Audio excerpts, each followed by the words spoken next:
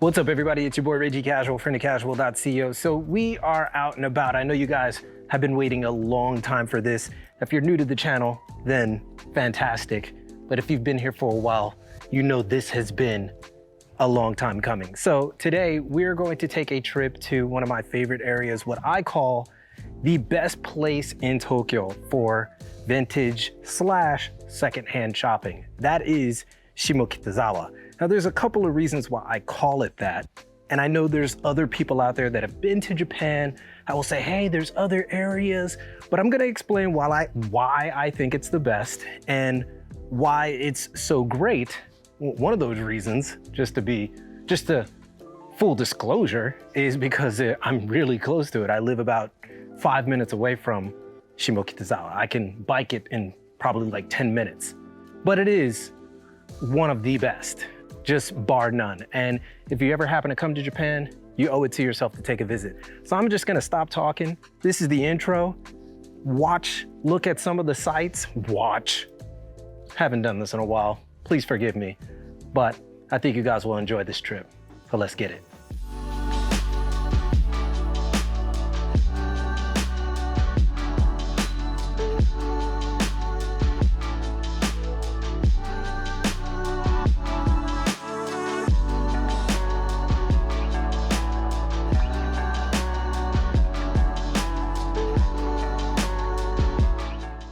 Now, if you've been to Japan before, this area might not be as recognizable to you. This is the new Mikan Shimokita, and it's basically a central hub around the station that has been completely remodeled. It's completely new. So some of that local flavor that Shimokitazawa used to have has been paved over by a more modern take. There's some good and bad with that. Obviously, the good is that everything becomes centralized in one location, like around the station. You're gonna get more restaurants, you're gonna get more cafes, you're gonna get a little bit more places to have a little bit of fun. That's immediately outside of the station of Shimokitazawa. The bad part is that it kind of takes away from that homely feel that Shimokitazawa has. However, the back streets and the localness of Shimokitazawa still exists. So if you go down some of these alleyways, some of the more, historical areas, they have pretty much been untouched. It's just really the area around the station, which I find is pretty cool.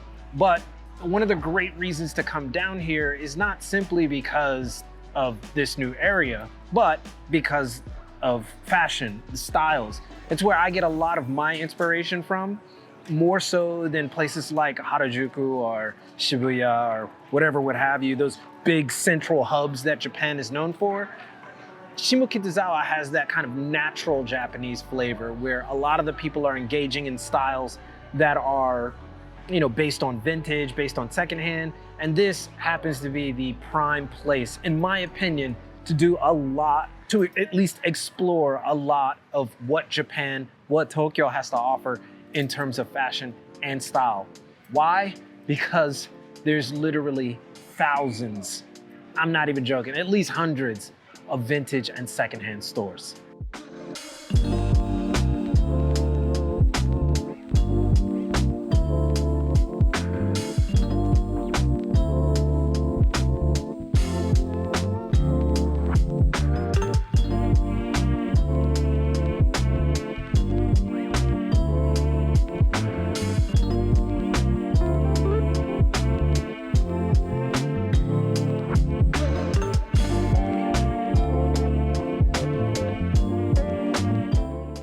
So this area that we're in right now is part of the old Shimokitazawa. It kind of has this very distinct look that doesn't look quite like the new modernized area, like Mikan Shimokita. And so I know there's a lot of people who would want to come to Japan and they're like, yo, did they modernize it to the point where it's unrecognizable? Like, you don't want to go there? I want that kind of natural flavor. And that's, I think, like the blessing in disguise when it comes to Japan. There are modern areas, but a lot of these places are old money, if I could be so frank. Like, a lot of it is old money. So a lot of these buildings where people live, it's all residential. That's one of the things that people may not know about Tokyo, is that a lot of everything is old, right? It's one of those things that, you know, continues to make me laugh, because I'm like, man, this city is old. Like, there's just so much old stuff going on. I mean, it's not like everything is just modern. I think that's the biggest misconception about Tokyo, is that it's this highly modern city. It's modern in the places where, you know, that are commercialized, but in local municipalities like Shimokitazawa, you may get the station that's highly modernized, but everywhere else is just like, yeah, this is an old building, bruh. Like,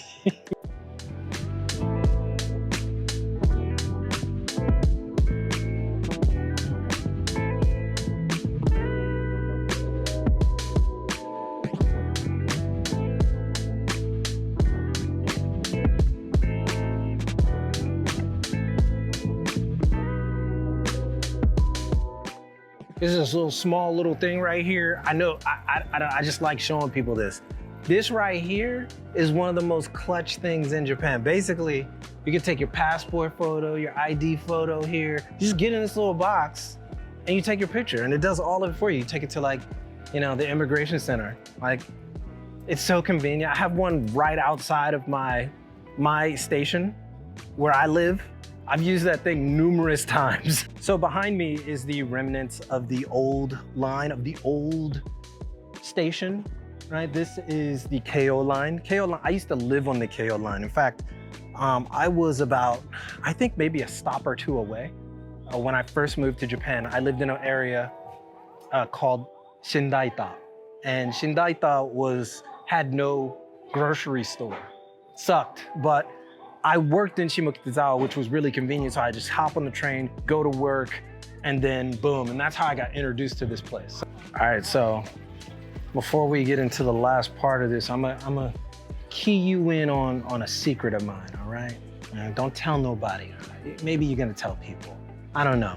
But if you're looking for used designer stuff, and you've exhausted, and you're in Tokyo, and you've exhausted places like maybe 2nd Street or Ragtag, that's the big one, then you might want to take a look at a smaller one, TREFAC.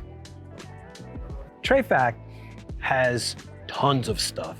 And one of the cool things about it is that it actually has very good prices compared to the other ones like Ragtag and 2nd Street. It's a little bit of a, don't tell nobody, but you can find some pretty decent stuff there without breaking the bank. And some of it, they have Jinyo Watanabe in there, they have a little bit of Comme des Garçons in there, and you have a lot of stuff. All right, so obviously I can't take you into all the stores. That would be crazy. Like I said, it's kind of bad form, or if I cut that out, it's bad form. But what I can do is show you some of the styles that represent Shimokitazawa. So we're gonna add this segment every time we do a vlog. This is the Shimokitazawa Fit Watch. Check it out.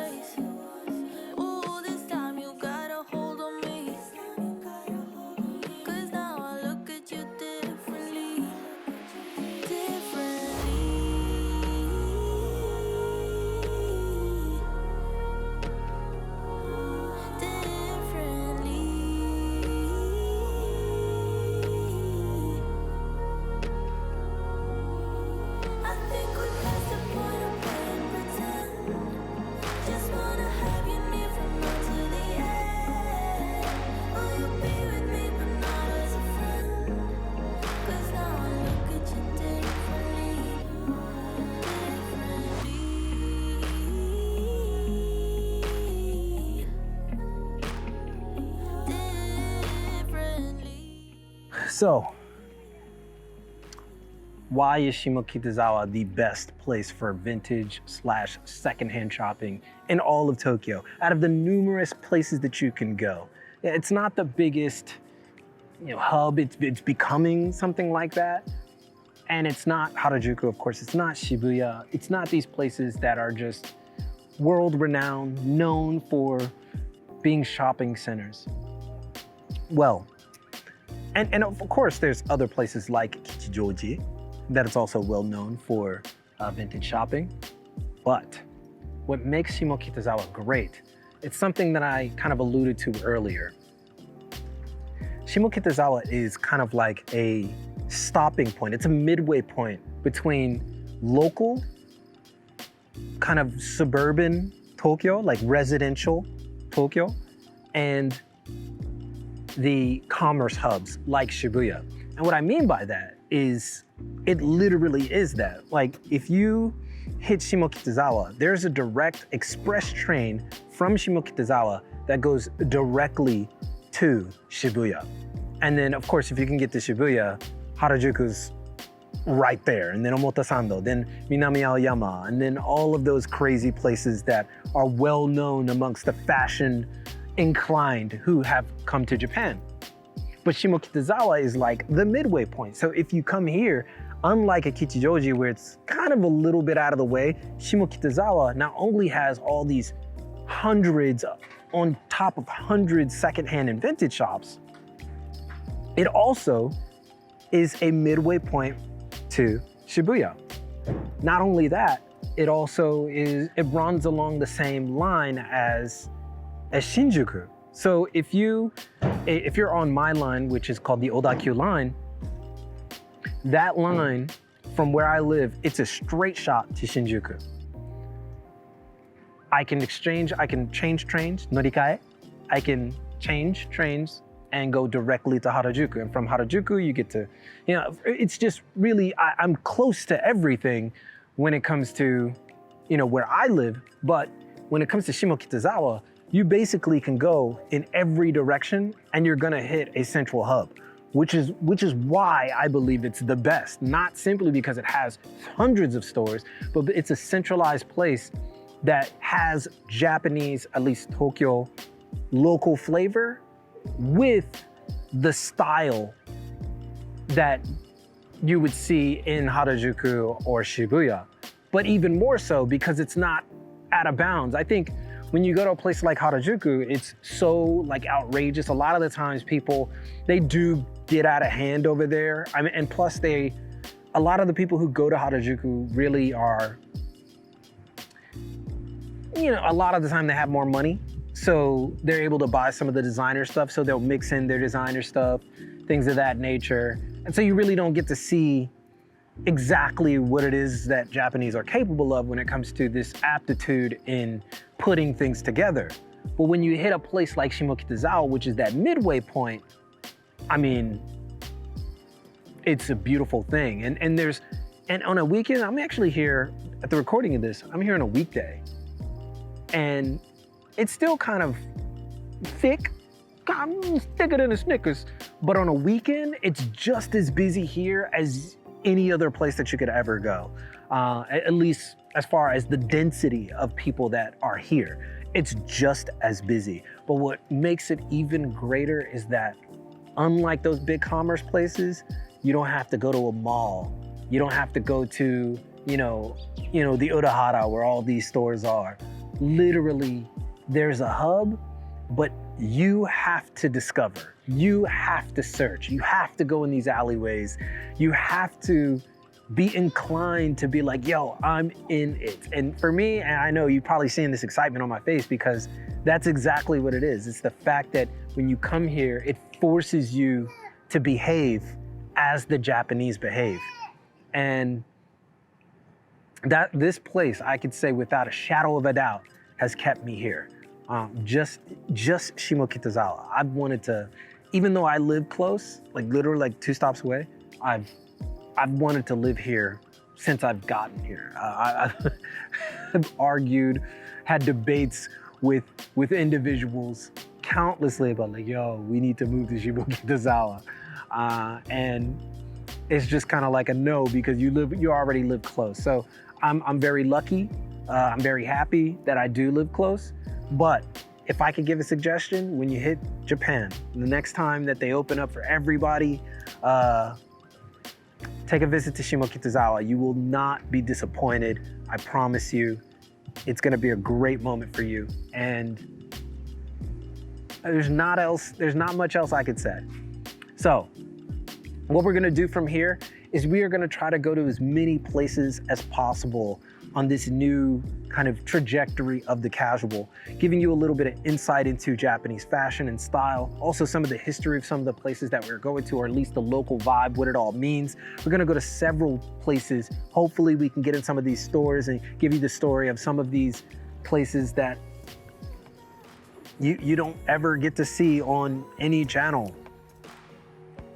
That's what we're all about, exploring style, exploring culture. I wanna get back into it. I'm out here, lost a lot of that, just kind of those jitters. I'm feeling good about it. And I hope you guys are here for that journey and coming on that journey with me. So with that being said, you know what it is. Keep it locked right here for all of your info on international fashion, culture, and business from Tokyo. It's your boy, and keep it casual. Yoroshiku onegaishimasu. And I'll see you guys in a minute. Get this bag. Can't leave this here.